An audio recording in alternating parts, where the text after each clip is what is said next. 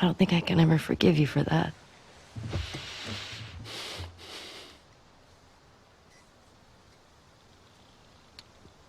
But I would like to try.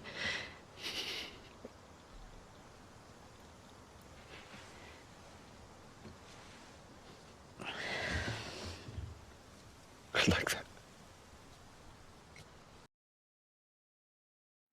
There are very few video game series which have constantly kept delivering titles for more than a decade. Assassin's Creed happens to be a series just like that. With its advent in 2007, it has constantly kept delivering titles for better or worse. The titles have risen in perspective to their scale in grandeur and ambition. Not necessarily quality though, but we will get to that. So today, from this incredibly diverse array of video games, held together by a string of theme and beliefs, we choose two very specific titles and see why one of those worked and the other did not. We are talking about Assassin's Creed Origins and Assassin's Creed Syndicate. Two games not compared as much, which, even after being successive titles, were received very, very differently, and for good reasons. Now, before we start the discussion, a solid disclaimer. I have enjoyed both these games. Hell, I have enjoyed every Assassin's Creed game. So, the Syndicate fans should not be offended. Not too much at least. Secondly, we won't be comparing their gameplay, technicalities, and other features related aspects. This discussion will be completely on a thematic basis. Only the plot, protagonists, themes, and the world handling will be talked about here. So, let's talk about where Origins went right and what made Syndicate a bad Assassin's Creed game.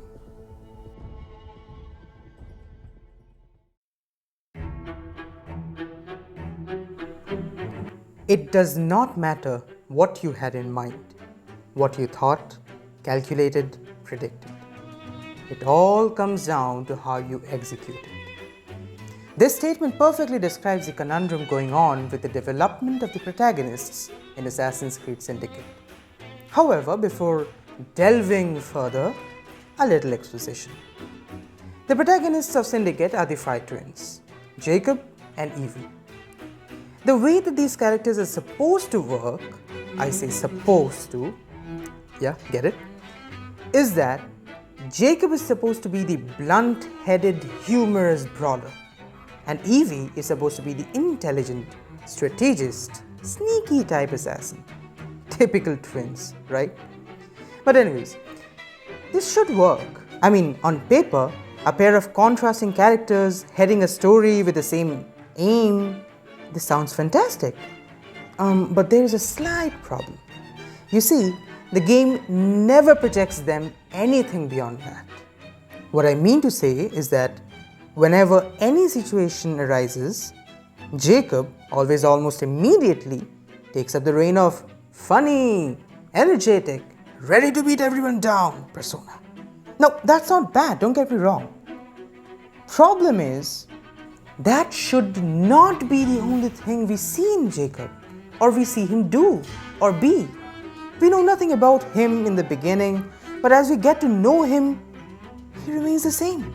The exact same.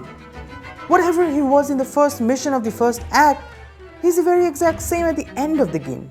Now, that again is not a problem. Not every good character needs to evolve. But what a character does need is to feel dynamic, responsive to the world and events that he or she is put in. Jacob just does not. He's always the same. Plus, it does not help that the game shows nothing about the twins' past or what they were or how incidents turn out for them or even their father that they talk about so much. Anyways, this is another point and we'll talk about this in a bit. For now, let's move on to the other protagonist, Evie. Evie, as I had mentioned, is the most sensible, intelligent, sharper of the two. And it pains me to say this, but I feel she could have very genuinely handled this game alone. Because Ubisoft clearly added some shades to her character, making her a little deeper than her brother. Although she also falls a little on the generic side as well, but she could have been a whole lot better if focused alone in a singular title. She shows wit, courage, and also charm in her actions. But again, coupled with her brother, she falls a little superficial. Ah, yes, superficial. That is the term for Assassin's Creed Syndicate. Ubisoft on paper knew the type of characters they wanted to build. They had calculated what kind of interactions these characters would have. They had predicted what would come out as a reason of all of these on the basis of singular sentences for each character. Jacob, the funny, aggressive type. Evie, the smart, stealthy, calculative type. And that's it. That is it. There is nothing else to talk about these characters. Well, when your characters can be described in singular sentences, maybe you should have added a little more to the sample space to expand upon. Again, Evie has a little more depth, as I mentioned before, but again, she is somewhat held back by her brother and the events and the plot. Now there is another factor which is kind of related to the gameplay aspect, which I just promised that I would not talk about. But since this factor is so inherently intertwined with the narrative and the characters themselves, that I cannot help but talk a little bit about this. And that is the fact that, as I just mentioned, Jacob and Evie are different characters, right? They are completely polar opposites of each other. You know, Jacob is the more combat type, Evie is the more stealthy assassin type. So gameplay wise, they should feel different. And this is where probably the greatest flaw of Assassin's Creed Syndicate lies. They do not feel different. Jacob and Evie, as far as their gameplays are concerned, are interchangeable characters. You will not feel almost entirely any difference while playing with Jacob or Evie. They are like remodels, reshades of each other, skins if you may. What kind of character creation is that? When on pen and paper or even on the interactions that they have with each other, they are portrayed as so different from each other, their approach is so different. What made Ubisoft do this? What made Ubisoft decide that their gameplay should be fundamentally the same? I mean, yeah, on the skill tree, there are some skills which are exclusive for each character, but that does not help much. Jacob can be as stealthy and Evie can be as brawlery. Oh, I don't think that's a word, but you get the point. This is a major flaw that holds back Assassin's Creed Syndicate, in my opinion. But again, since it's related to the gameplay aspect, so I'm a little reluctant to continue any more on this topic. So now we will move on to Assassin's Creed Origins and see what kind of a character Bayek is. The Magi from Siwa. I thought Magi were supposed to protect the Pharaoh. I am Magi to no Pharaoh. You see this? I can read my own name, Nat.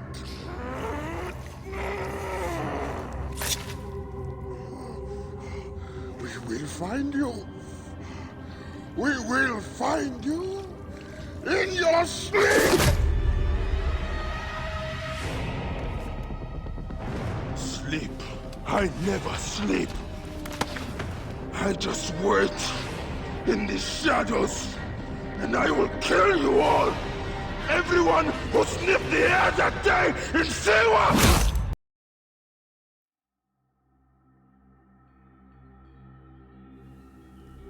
This beginning cutscene absolutely shocked me. For the first time, we are seeing a character who is driven by such rawness, such brutality, especially in the very first scene of a game from a franchise which is Assassin's Creed. This immediately sets Bayek apart from the polish and the aura personality of the other assassins and sets him up as something more genuine, made with more emotions. But this is more of a product of what he actually experiences, the events and the incidents that occur to him, rather than what kind of a personality he actually possesses. Because we clearly see throughout the game that if the situations and the revenge drive are deducted from Bayek, he again becomes the protector, the Magi persona, helping people in countless side quests which have no connection to the story but are important in showcasing his character and the type of personality that he possesses. This is what is really interesting about Bayek. On one hand, he is filled with rage, hatred, a tremendous bloodlust for his son's killers. But somehow, even in that quest for revenge, he seamlessly transitions to his Magi protector persona, a protector of people going out of his way to help strangers or show his love for his near and dear ones. The emotional range he depicts is only comparable to probably the best protagonist of Assassin's Creed, Ezio. Yes, that is how well Bayek is depicted. Even their stories are similar, by the way, to a large extent. Ezio's and Bayek's, revenge and all of that. Yeah. Anyways, I'll probably make another video on Bayek alone, making a character exploring video or something like that. But for the time being, let's compare Bayek to the Fry Twins and see how Bayek is different from them. Well, obviously from all the depiction that I have just given of Bayek's personality, it's pretty evident how he's different from the Fry Twins, but that's not our point. Difference doesn't make Bayek better or the Fry Twins worse. Execution does.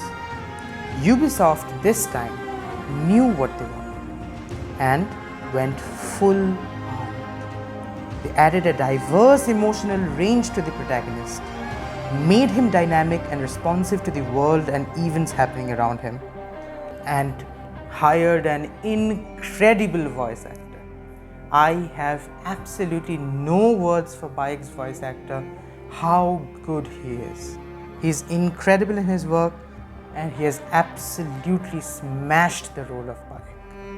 Add with that the fact that Ubisoft added the events via flashbacks to convey to the audience what happened before, what drove the story forward, what drove him, what motivated Bayek, which brings us to the next point.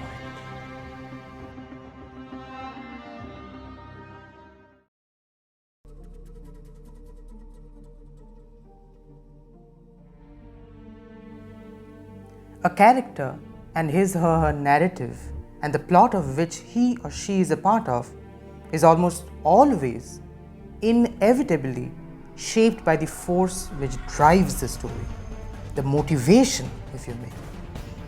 A strongly motivated character produces an automatic charm, so motivation is incredibly important.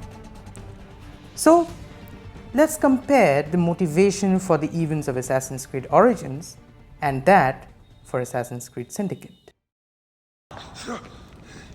Camel, are you hurt? Go ahead, try it your way. I'll leave my son out of this! Your son has something to explain to you. Please leave my son out of this! Oh, wait. He will never know the afterlife. Stop! This is madness.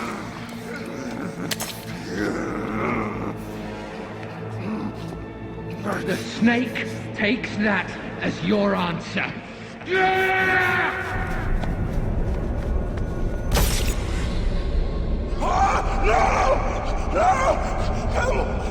Camel!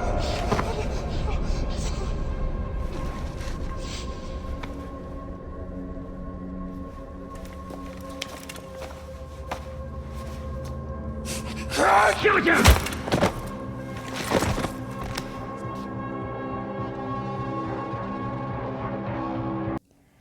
So Bayek's motivation to pursue his story, do what he does, is the death of his son Kevin. That too, by the way, forced by his own hands, by a group of masked men who he hunts throughout the game. So, a good old revenge tale, right? But here is what makes this very interesting. The way this is executed is important in context. Unlike many other revenge tales, although Bayek is driven by a very high and strong rage and a quest for revenge, he still does not lose a sense of his duties, a sense of his moralities, responsibilities, the Magi persona of his, the protector of people, helping strangers in their needs and all that. This adds a very nice touch and makes Bayek a more three-dimensional character.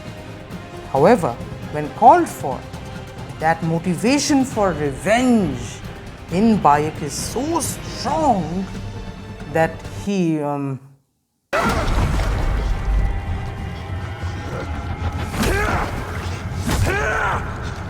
here is your nobody!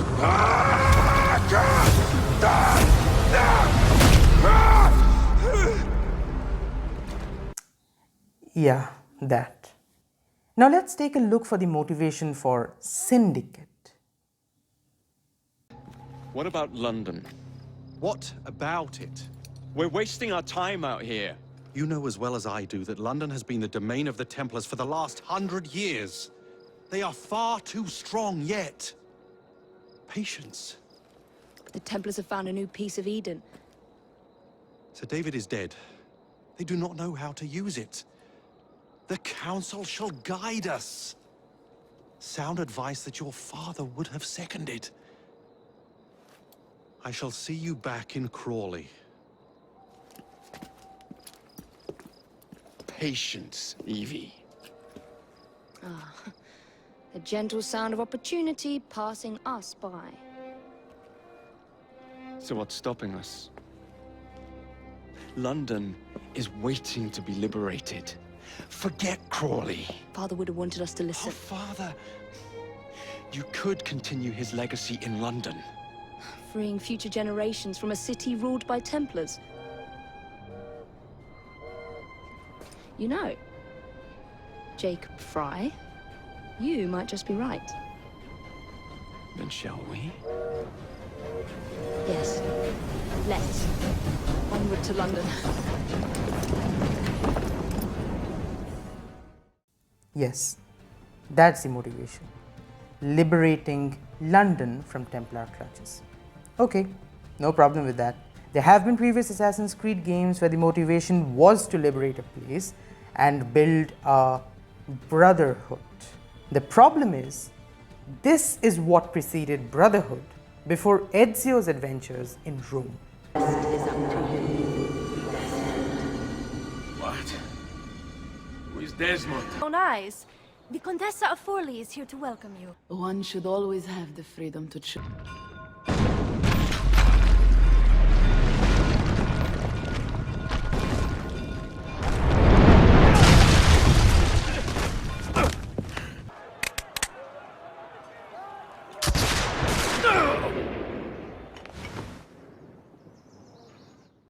And this is what made the Fry twins decide to liberate London. The gentle sound of opportunity passing us by. So what's stopping us? London is waiting to be liberated. Forget Crawley. Nothing. Just a sudden urge to liberate the city, like taking a stroll in the open. And what's also weird is that they succeed actually. Oh, spoilers alert by the way. This is the same London which this game claims to have been ruled by a grandmaster so ruthless, so thorough. One might think Reginald Birch himself had returned. and the answer to this hundreds of years of Templar stronghold was two young, inexperienced assassins who happen to be the protagonist of a game, by the way. Who would have thought? The actions here, along with the achievements, are also questionable, but let's ignore that for now. Do you get what the problem is here? The actions here are tremendous, but the impetus, the driving force, is incredibly shallow and small. And that is the problem. I am not implying that you always need a tremendous set of incidents and events and a very gritty motivation and somebody dying or anything for your character to be good. What you do need is a character whose actions are proportionated by the motivation the narrative crafts for them.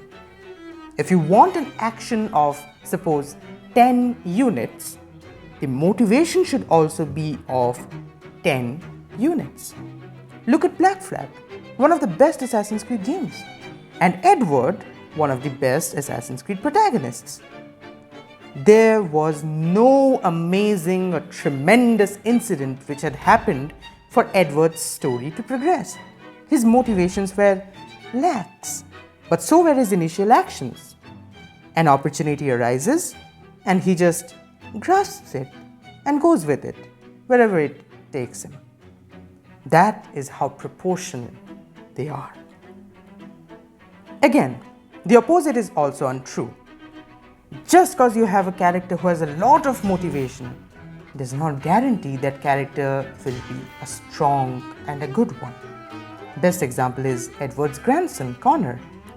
Even after so many strong incidents, Connor's extreme stoicity destroys the initial appeal he had and made him a very boring character for me.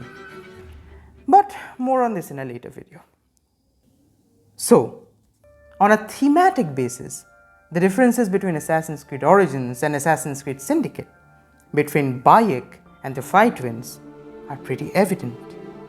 Now don't get me wrong, Assassin's Creed Syndicate gets a lot of things right as well, and Assassin's Creed Origins also gets some things not so right as well. But we'll discuss them again in a later video, if you want, that is. At the end of the day, I guess a lot of this would be nitpicking, because at the end of the day, we are all Assassin's Creed fans.